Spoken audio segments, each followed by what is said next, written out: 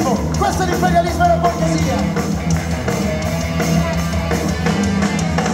Il pomeriggio del 12 dicembre, in piazza del Duomo ce l'avete illuminato, ma a via del corso non ci sono le luci, per la turno caldo il comune nelle varie. In piazza Montana il traffico è armato, c'è il mercatino degli agricoltori, sull'autobus a Milano in poche ore, la testa nel palo del capo calzato. Bisogna fare tutto con completa, perché la banca chiude gli sportelli. Oh, come tutto, ora così in fretta, risparmia gente, tutto così in fretta. Oh no, no, non si può più dormire, la luna è rossa, rossa di violenza. Bisogna piangere i soldi per capire che l'ultima giustizia borghese si è spenta.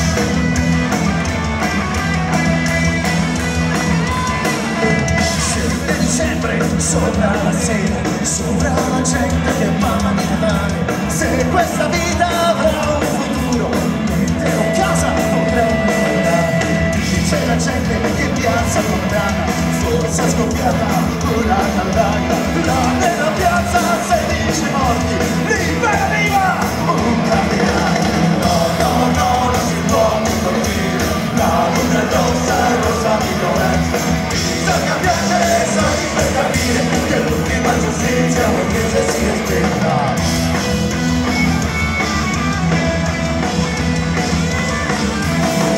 Di sangue e di terrore scendono a valle sul mio paese.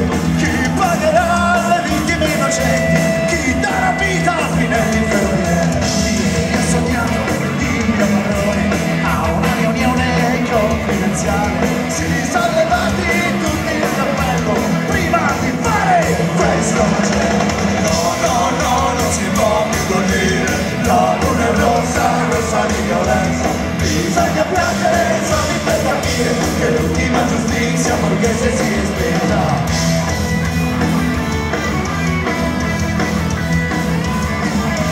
Sulla montagna dei martiri nostri, tanto giurando su Crash e Matteotti, sull'operaio caduto in cantiere, su tutti i compagni in carcere sepolti, come un vecchio discende